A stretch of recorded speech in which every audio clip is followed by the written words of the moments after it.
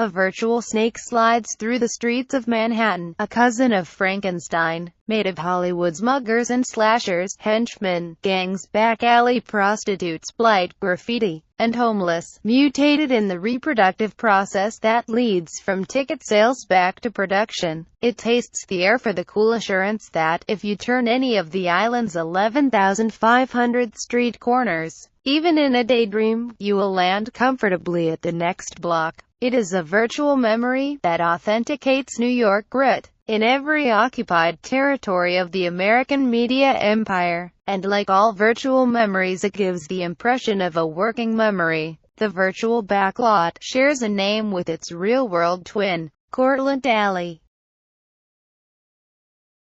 In September 2013, Governor Andrew Cuomo said in a statement, "We've created thousands of new jobs and generated billions of dollars in economic activity through the thriving film and television industries." At the time, his Tax Reform and Fairness Commission was drafting its final report on the film tax credit that would say the credit should be scaled back because it does not appear to pay for itself in its current form. The New York State Film Tax Credit Program is designed to increase the film production and post-production industry presence and overall positive impact on the state's economy. The Film Tax Credit Program provides incentives to qualified production companies that produce feature films, television series, relocated television series, television pilots, or films for television. Program credits of $420 million per year can be allocated and used to encourage companies to produce film projects in New York and help create and maintain film industry jobs.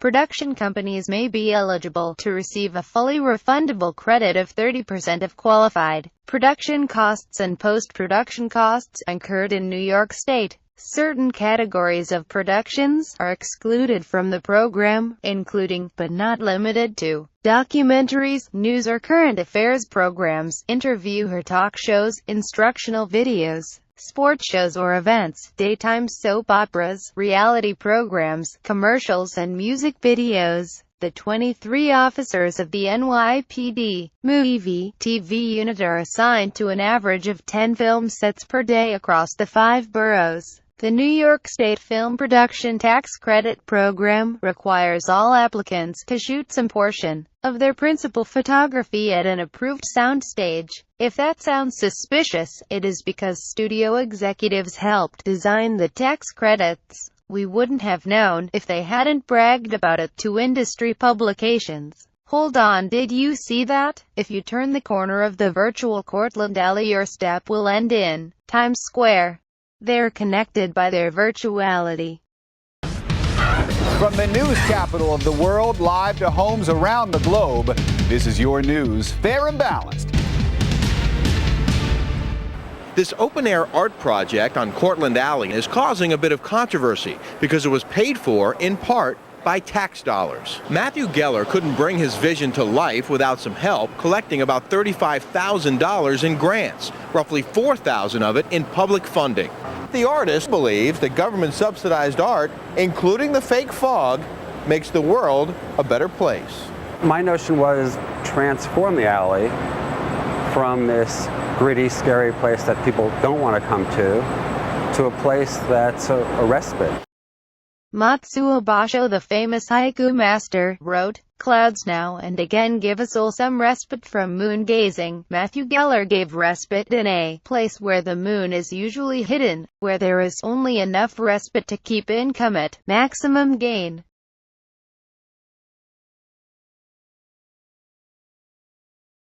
They're connected in other ways as well.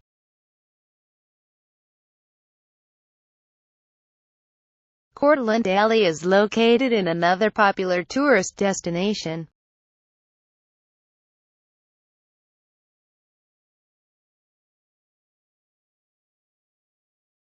This is a clip from a selection of short films by the Chinatown community leader, sometimes filmmaker Tom Tam.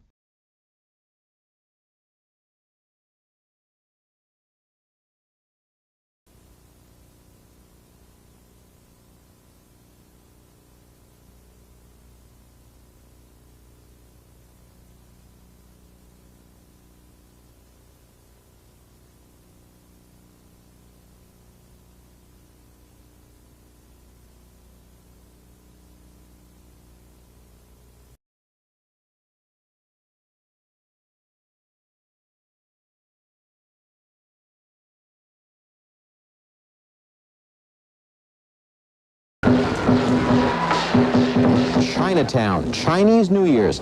Look at the detail, feel the texture.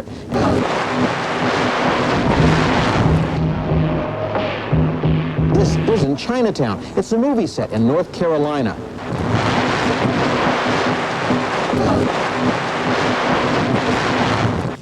Year of the Dragon, the new film about cops and crime in Chinatown, opened this afternoon. Picket signs outside a Broadway movie house. The groups turned out in force for a protest in front of the Lowe's Theater just off Times Square. Its debut was greeted by more than 100 angry demonstrators. They charge the movie is racist and sexist and presents unflattering pictures of Asians and blacks. The citizens of Chinatown regard what you call extortion and bribery as part of the course of doing business and have felt that way for thousands of years.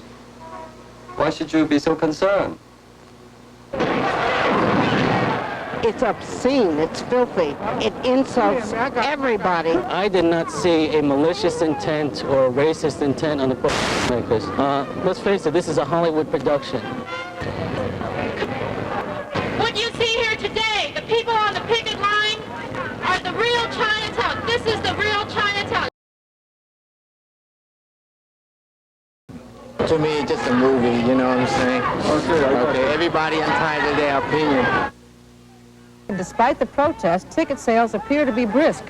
One person who actually appeared in the Year of the Dragon joined the picket line today. She joins us now on Live at 5. We're talking to actress Emily Wu Yamasaki. Emily, welcome. You were an extra in Year of the Dragon, but you auditioned for another role, didn't you? Right. Originally, I was up for a punk role, and if you see the film, which I don't urge you to because we're promoting a boycott, you'll see that the character I'd auditioned for is brutally murdered in the middle of the street, and she's a punk gang member. And basically the murder of her is very graphic. She's shot by the main character, played by Mickey Rourke, in the middle of the street, and then is proceeded to be hit by cars and is thrown onto the ground. And the end of that shot is a camera basically looking up her dress. So I'm really glad I wasn't cast in that part. What do you say to people who argue with you that this film is not intended to be realistic, that this is fantasy, that we're dealing in total fiction, a world that doesn't exist at all? Well, I think film and art in general really does reflect how societal trends are. And so in this case, anti-Asian violence, attacks on women and other people of color, lesbians and gays, and all of these different oppressed groups are really still depicted in film also because of the way, you know, things are happening really in life.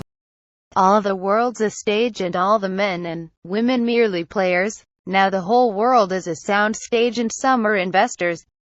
If you ask the state how much each film and TV show receive, they cite proprietary reasons for not making those details public. A film's budget is a trade secret. If you are an actor or technician on a film and you know a film's budget, you know the breadth of your exploitation. The world is a sound stage and some are investors. The players return gains. The others know that the misery of being exploited is nothing compared to the misery of not being exploited at all.